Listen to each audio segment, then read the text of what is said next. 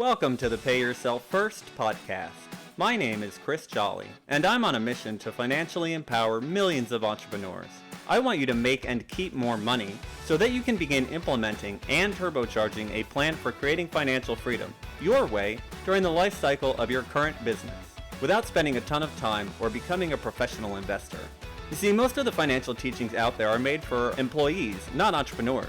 If you wouldn't listen to someone who doesn't have kids about parenting, why take business financial advice from someone without a business? Are you ready to break free of bad advice and follow the trail of other uncommon entrepreneurs so you can get from where you are now to the lifestyle you were aiming to create when you started your business? Then stick around. Here comes another episode of Pay Yourself First, where the only investment we offer is the one you make in yourself.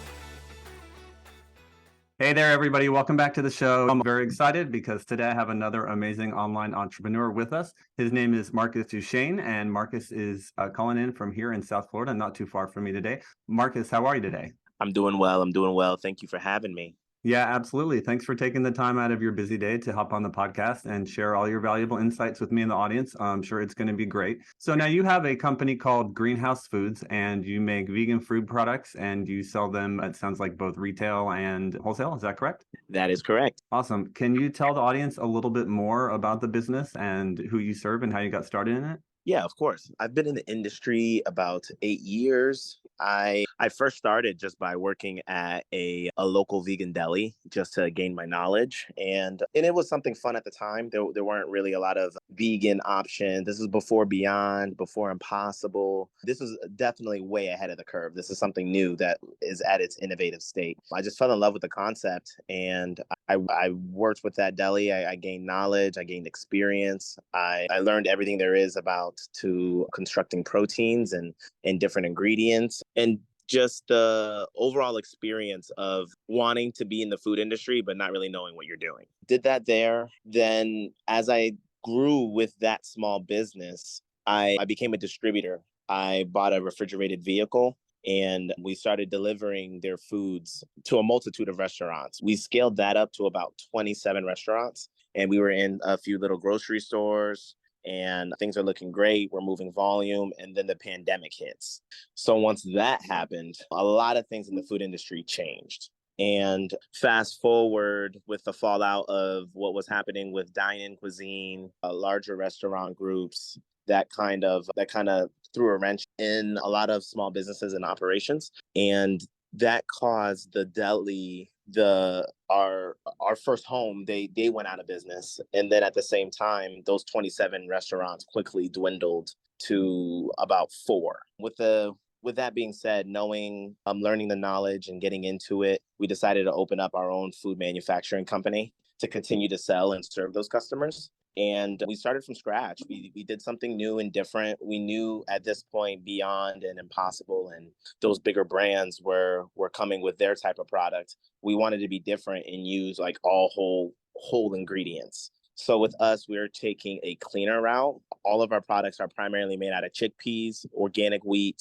and just spices. Like 5 ingredients or less, everything that you can pronounce. You're not getting a lot of the same additives and fillers and those things you don't want in your body into your food. That's how Greenhouse was born. We actually started April 2020, which is this less than a month after the lockdown started.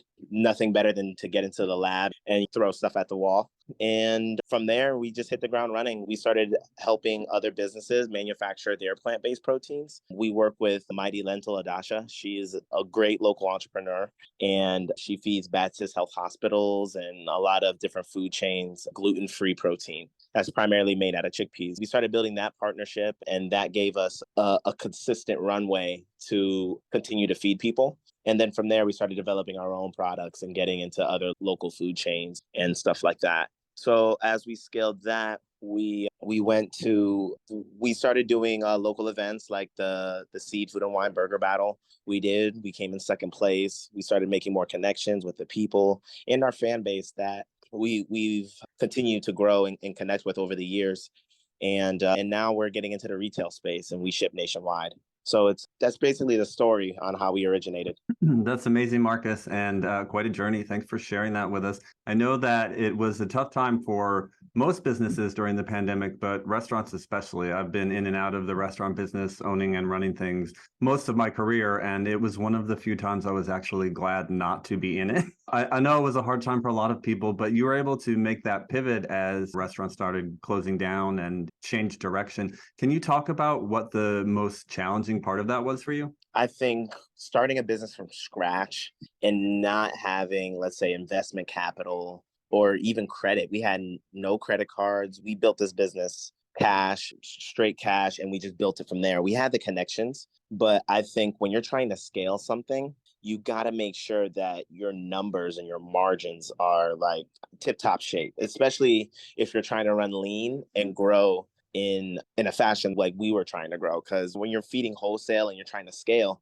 you have to take account the labor force and the different workers that you have, what they're good at, and then also producing thousands to even larger scale. Like if you're producing 1,000 pounds, you got to know how to do it and how to do it most cost effectively. So the most difficult thing I think was not having access to capital and continuing to be able to reinvest in the company and keep growing it from that standpoint. Gotcha. And as you've been doing that, what has been the most surprising thing about the business Greenhouse Foods? I think the most surprising thing that we've learned out of all this is how our customers, how receptive they were to our proteins, being that even primary people who eat meat regularly, they can take our products, they grill them at 4th of July. All of our things are grillable, and really the storyline of them being able to enjoy doing what other people do while being able to eat a clean protein in the type of flavor that we add into the proteins. It's a blessing, man. That I think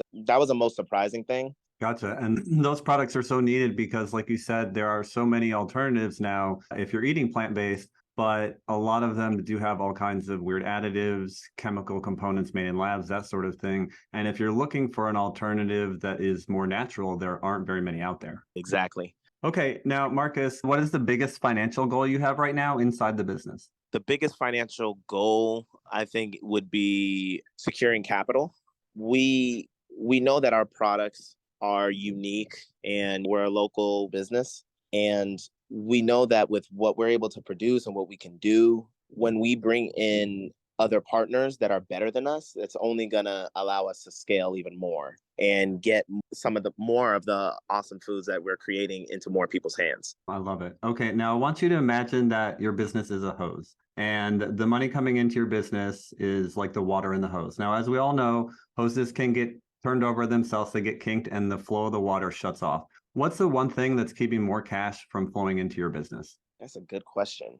I would say it could be a mixture of things. Just typically right now in the workforce, what I realize a lot of small businesses are struggling with is that they finding the right people in workforce and employees that are really looking to work hard and grow and be committed. I think talent acquisition is something that even if you have great capital, you need to have a great team. You have to have great people around you to be able to be successful. Yeah, 100% agreed with that. And it seems like after the pandemic, finding those great workers has been even more of a challenge. Absolutely. Absolutely.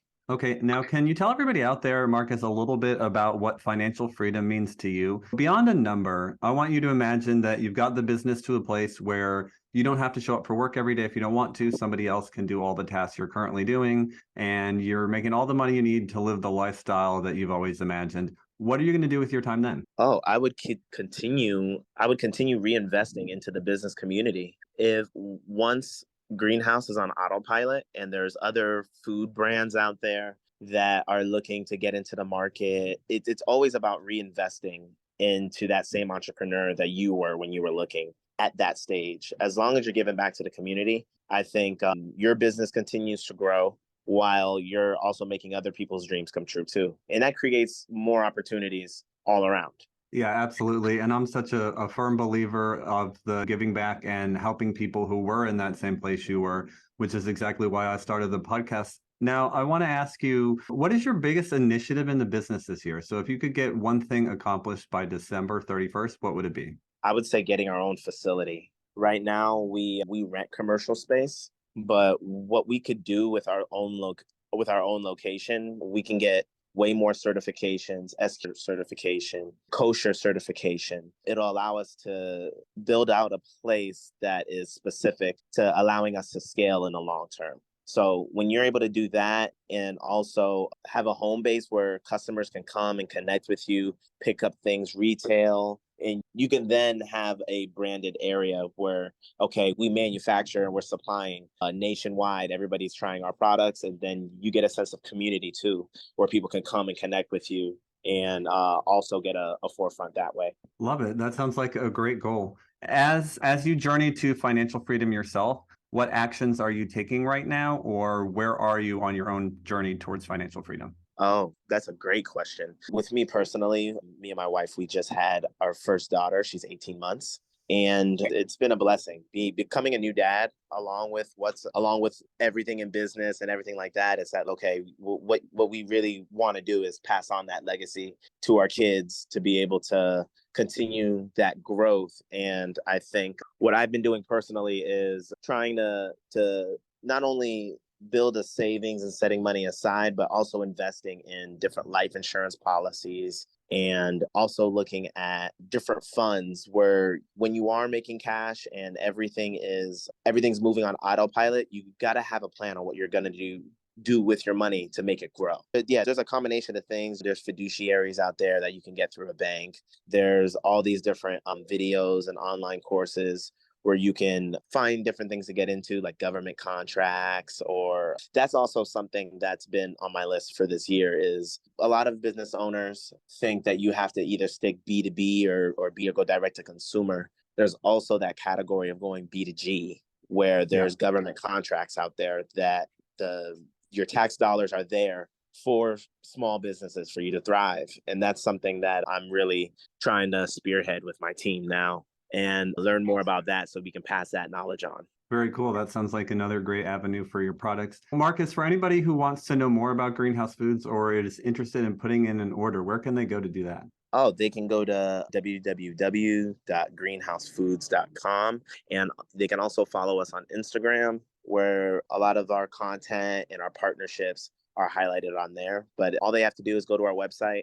They can place their order. All the shipping categories are there. We send everything nationwide within two business days. Awesome. Very cool. Thanks for that. Okay. And now before I let you go, any piece of advice or parting words for the entrepreneurs listening out there? Parting words, I would say continue to follow your dreams, continue to be passionate and love what you do. As long as you do those two things, everything will fall into place with due time and hard work. Yeah, I'm right there with you. Absolutely awesome. Marcus, it's been amazing. Thank you for taking the time out of your day and coming on the podcast and sharing your wisdom with my audience. All right. Thank you very much. Thank you for having me. Absolutely. And if you're listening out there and you enjoyed this episode and you haven't subscribed yet, I don't know what the heck you're waiting for. And please leave us one of those 5-star reviews as well. It helps us get the word out to more entrepreneurs. And if you happen to be an online entrepreneur and you want to come and be a guest like our amazing guest Marcus here today, we'd love to have you on. To do that, you can go to pyfpodcast.com. That's the letters pyfpodcast.com. We will see you next time. Marcus, thanks again. All right. Thank you. If you've listened this far, chances are you're an entrepreneur looking to become more financially literate and create financial freedom for yourself from your business. The Pay Yourself First podcast is definitely here to help with that. My goal is to continue to share what I've learned about using your business as the tool to create financial freedom. But let's face it, it would take me years to share with you everything you need to know via these episodes. Creating financial freedom is something that most people never even consider, let alone make a plan for or take action towards. It's something almost no one was taught anything about. Doing it as an entrepreneur is even more challenging, especially without support. So if you're ready to get clear on what financial freedom looks like for you, come up with an action plan, and get the support systems and accountability you need, I invite you to consider the Abundantly Infinite Entrepreneur. I created the program to help entrepreneurs just like you get a handle on their personal and business finances and start building confidently towards financial freedom.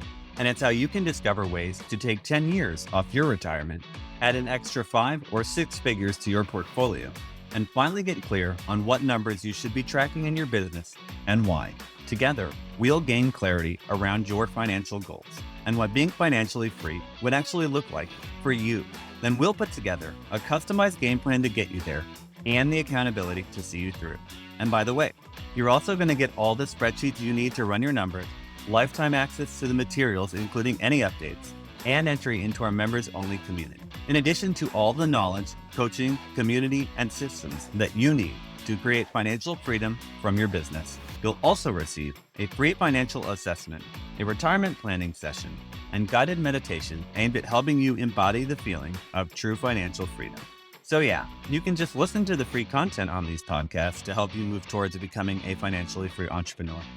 And sure, you'll likely see some results, or you can make the decision to commit to learning, implementing, and embodying what you need to know to create the financially free life you dreamed of when you started your business journey.